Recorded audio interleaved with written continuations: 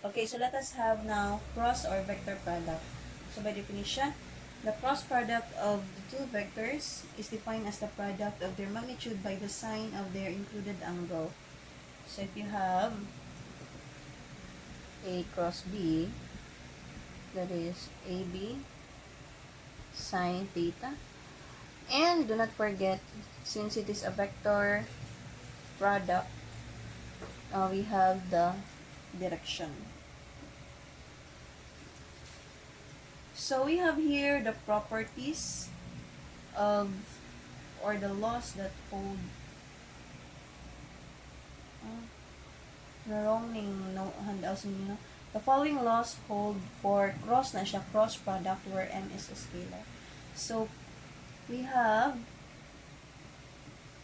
distributive. Distributive property is applicable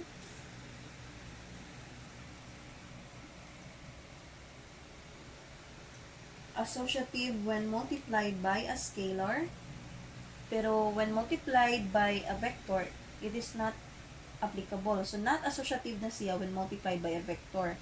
Pero kani, since our M there is a scalar, so, okay na siya. Associative when multiplied by a scalar. Then, not commutative siya. Meaning to say, dili siya pwede hindi siya pwede mag-baylo because when you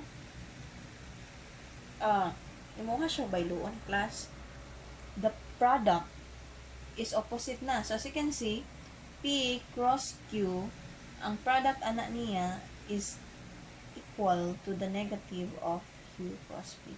So, opposite ang direction class mo na siyang negative. So, ang product di ay of kaning cross product, ang direction niya is direction that is perpendicular to the plane of the two vectors. So for example, this one, A cross B. So, ang atuaan ng resulting product is, ang direction niya is perpendicular to the plane of A and B. So, it still follows the right-hand rule. So, sa iyahang direction. So, for cross product, we have, ang included angle na to, so, sine of the included angle. So, when we say I cross I, ang included angle niya 0, di ba? So, therefore, when you get the cross product between two vectors the same direction, so 0 na siya. Same with kag J cross J or K cross K. This is 0. However, so na ako din siya sign convention. This is our guide. This is your guide. I, J, K. Because as I have said, dili ra ba ni siya pwede magbaylo. This is not commutative ang cross product. So, we'll follow this simple guide. This is positive clockwise. So, I cross J. So, using our guide, I cross J, that is positive K. No? We have J cross K. The answer is positive I. And then K cross with I, the answer is positive J.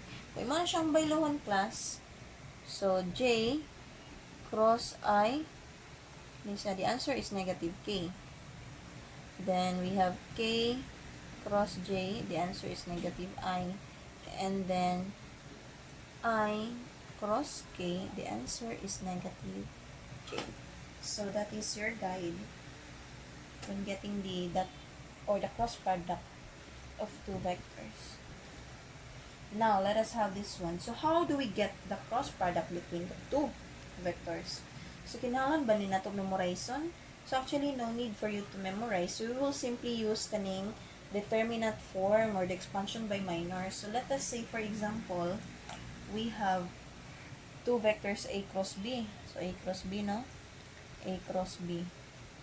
So, let us say, kung atoa siyang is given, say for example, your A is AXI plus AYJ plus AZK, and then i-cross na to with BXI plus, ay, nang lapas na ta. byj plus bzk. Okay. So, how you write that using the determinant form? Nanion ra na siya pag SWOT class. Create kag 3 by 3 nga determinant, and then the first row are this R, I, G, and K. And the second row is the components of the first vector here. So that is AX, AY, AZ. And then the third, we have the second vector, components niya, BX, BY, BZ. So, dili na siya pwede by loon. Okay. So, using the expansion by minors, so, na siya, sign convention, this is how you do it. This is plus, minus, then plus. So, positive I, positive I. And then, what you're going to do,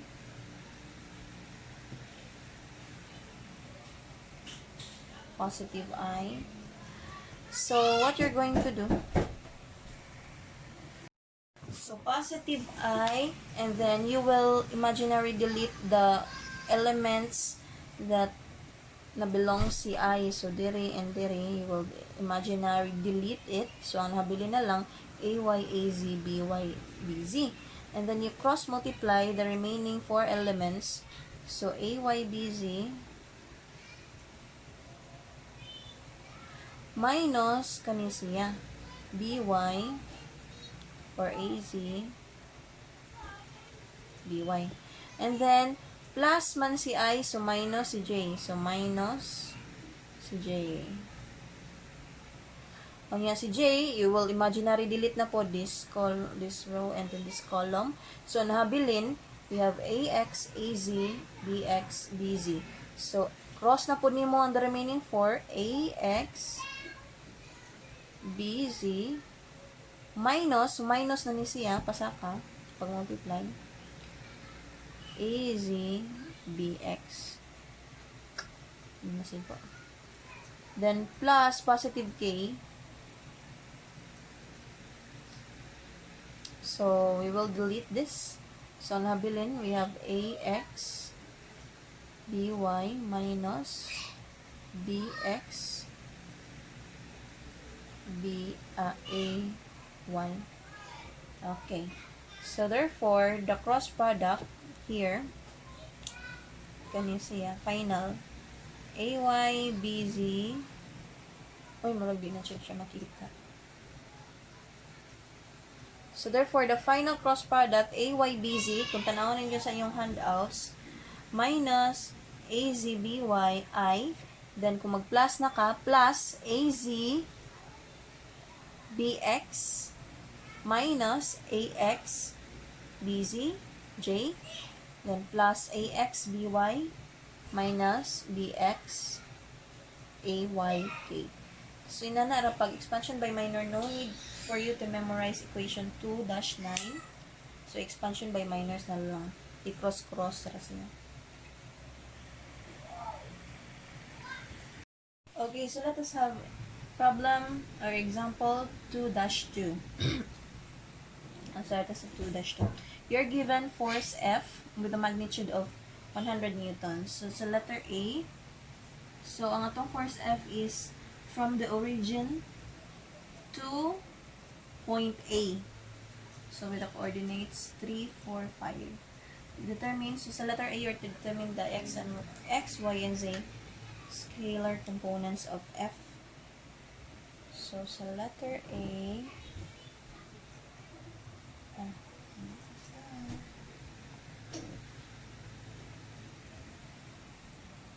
Fx, Fy, and Fz. So, from the definition of vector, that is scalar times the direction. So, ang direction sa itong force F is from O to A. On nga, this one. So, we are to, ang F na to class is given, that is 100. Now, ang N, how do we get NOA? So, our NOA, so from the definition na sa gihapon na niya, that is D, suppose na kay vector D, that is from O to A, ang imuhaan na is vector is equal to magnitude, hindi na makita na. Suppose na kay vector D, from O to A, that is magnitude in the direction OA. So, therefore, NOA is DOA over the magnitude ng OA. So, muna siya nga ang atuang O to A kay vector man, so we'll write it this way. So, ang atuaan ng x class is x2 minus x1, your y is y2 minus y1, and your z is z2 minus z1. So, from O to A, your A is, ang x nimo is at 3. Sakto? 3 minus 0, so 3. 3i, your y is, so tanawa, lahi ra ba siya og kuan ha? Ang iyang x is going, tanawa, ang iyang x, y, and z. Ang z is tuwa sa ibabaw. Ang y is nasa atras. So, tanawa laman palihog. Ang pagbasa, importante gid ang pagbasa sa imong coordinates. Dapat sakto ka. So, imong y is paatras ka og pila 4. So, kay dili ka mo ingon nga paatras siya, so negative 4. Positive na siya because ngadto man ang gi-indicate nga positive. So, it is also correct since inig right hand rule na to, paana. So, ato ang z. Na, sakto. Sakto, no? Ana. So, positive ang y anak class, which is 4. So, plus 4, j. How about ang z? Ang z is, saka, no? Saka kag 5, so plus 5k. And then, to get this one, the magnitude mismo, that is square root of 3 squared plus 4 squared plus 5 squared. So, this is our NOA. So, pila may NOA anak class? So, pwede rin mo siya ilargo. We have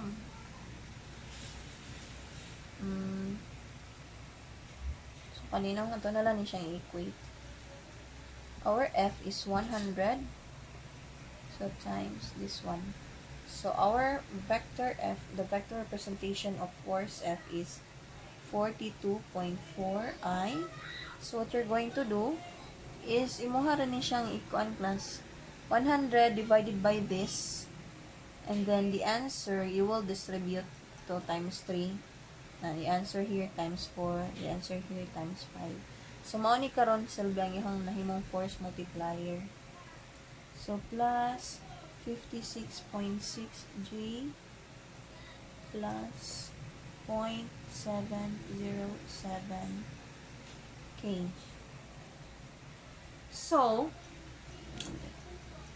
this one is your Cartesian representation. Ang imuhang fx ana is 42.4.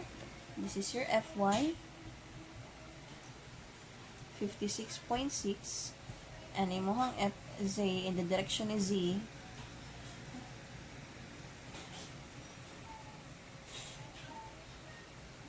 Yan ang 70.7. Kaya mga multiply sa 100. Okay. So, this is letter A. Now, letter B. So, sa letter B, the projection of F on the XY plane. So, ang projection, ina niya yung drawing, no? This is your F. Anya, mo yung XY plane. So, ang projection ko na niya, class, mo niya Y, mo niya X. So, kung atwa na siyang i-project, this one, kana siya. So, this is, mao niya itong ipangita, this one, which is, if this is F, therefore, this one is F, so means this is F, cosine, this theta, no? Theta. Gitawag na siya XY in your illustration, that is XY.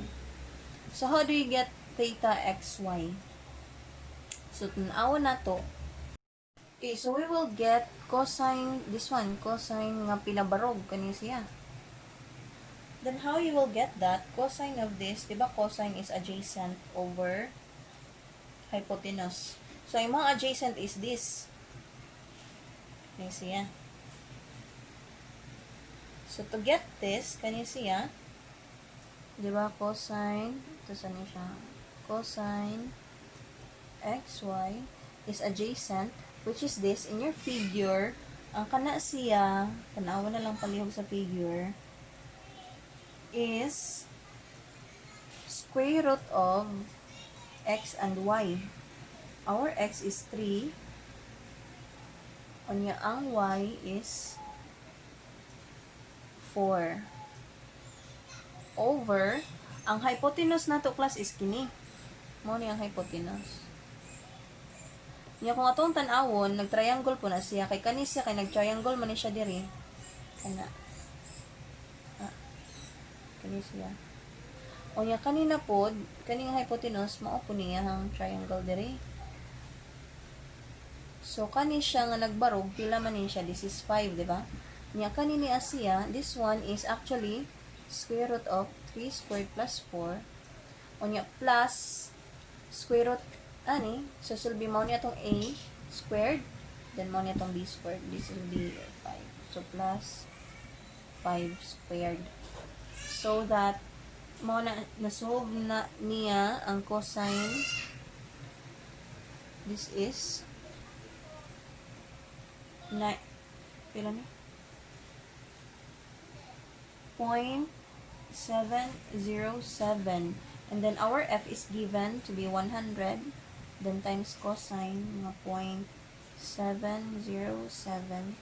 Therefore, ang gipangita sa letter B, which is the projection of F on the XY plane, you have now the final answer, 70.7 newtons. Okay.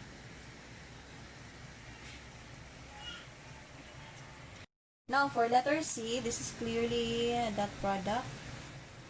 The projection projection FOB, so sa letter C, ang gipangita is si FOB. Projection kuno ni F along the line OB. So, diba, that is from the definition of that product. The projection of F in the direction OB. So, we will get, na naman tayo F, no? So, we will get OB na lang. So, NOB, OB nga vector over OB nga magnitude. So, from O to B. So, that is 6 ang iyang X plus your Y is also 6. Then, plus 2 ang iyang Z. Then, magnitude is 6 squared plus 6 squared plus 2 squared. So, direction NOB therefore, kung ito siya is simplify. That is, ato na lang yung kapihan mo. 0.688I plus 0.688J. So, i-copy na lang ni 0.229K. Okay. So, dali naman na kayo. We have FOB. Our F. So, sa ganina, ang ato ang na-solve nga F in a Cartesian representation is this one, 42.4I plus 56.6J plus 70.7K. And then, dot ni siya. So, you can see dot with NOB. Okay. Plus 0.707 So please bear with me. I know you already have an idea how to do this. So, saan man siya? So, you will simply kani I multiply with I dire. So, you get the final answer.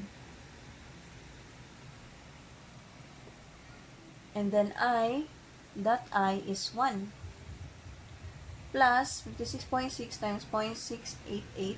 J dot J is 1. So, therefore, i-simplify naman na the final answer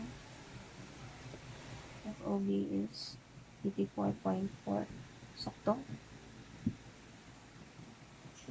So, yan sa na siya class. We have 42.2 times, let's check na lang ha, 0.688 plus, we have 56.6 times 0.688 plus 70.7 times 0.209. Sakto ba? Okay, 84.3. Okay, 84.2. Okay. Let's have another example. Kani 2-1.1 oy katoday ganina is 2-2 na dito.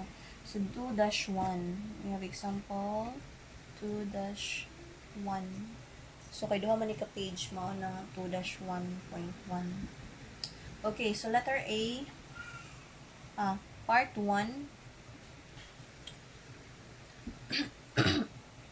A dot B. So sayang naman nino. Ito na lang yung ilargo. A dot B. So si A 8 times si B wala siya I, so 0. Nasabtan naman eh. We have 4 times 2 plus negative 2 times 6. So sa letter number negative 4. Letter B, number 2, we have the orthogonal component of B in the direction of C. So B in the direction C. Okay. So our B is 2J plus 6K. And our C is 3I minus 2J plus 4K. Kay N man na siya. By the way, ang NC na to is C nga vector over C nga magnitude. So, over square root of 3 squared plus negative 2 squared plus 4 squared. Okay. So, that we can now solve for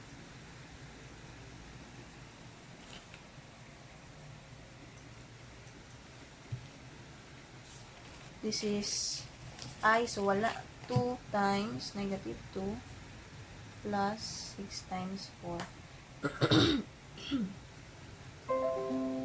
Then over square root of 29. So answer for number part 2 is 3.71. 3.71. Okay, so let us have letter C. La part 3 is the angle between A and C.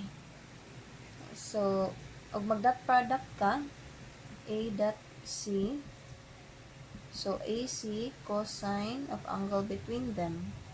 So, cosine angle between them, therefore, is A over A dot C over C. So, let us have this one.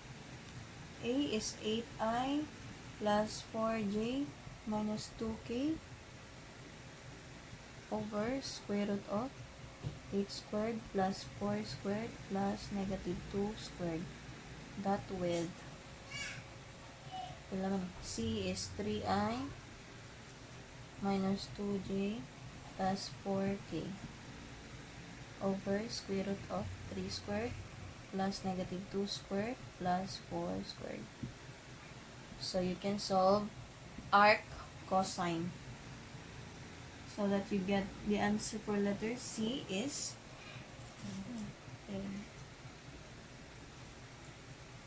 80 point. So angle theta is 80.7 degrees.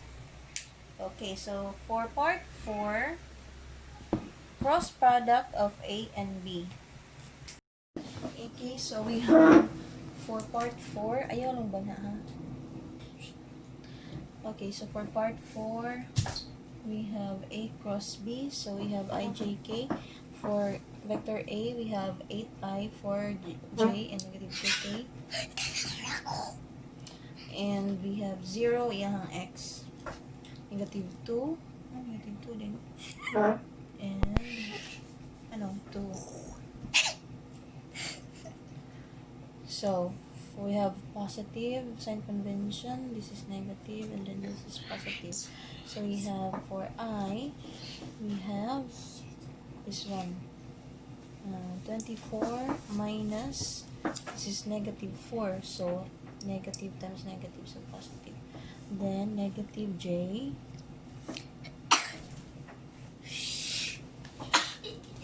For J, we have 8 times 6, 48.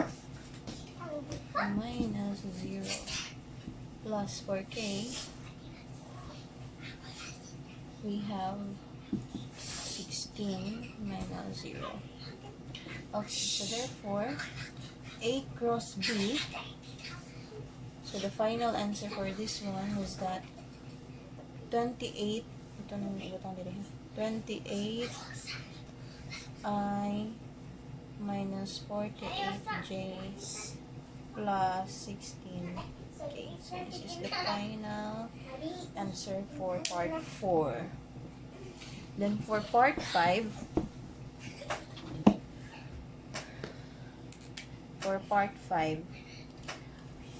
we are to find the unit vector that is perpendicular to both A and B. So we are to find the unit vector. Unit vector ko, no? We're going to say perpendicular. So A cross B, diba? The answer, the product for this is perpendicular to the plane of A and B. Therefore, that is A.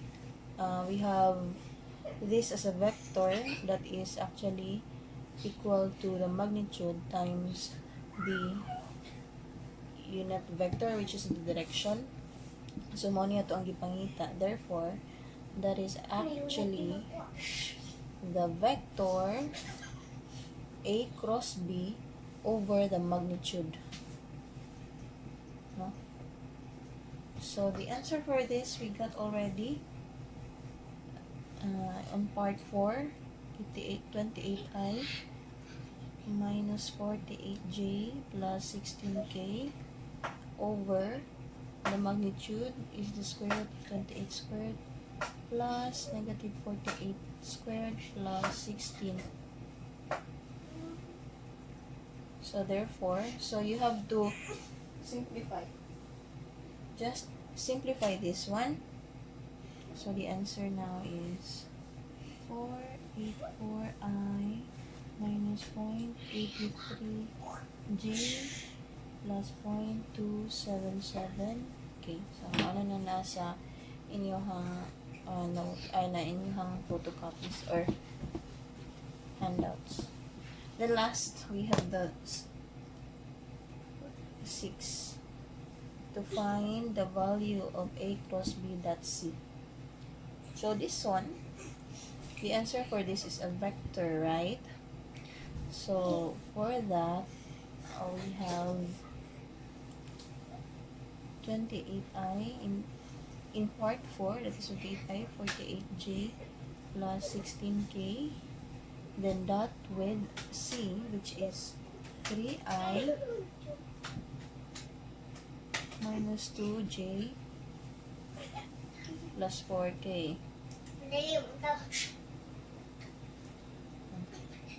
So, final answer for this one, we have 28 times 3 plus Negative 48 times negative 2 plus 16 times 4.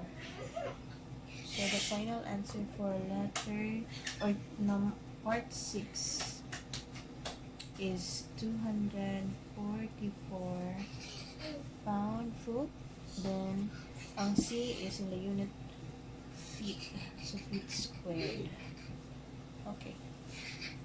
That is all.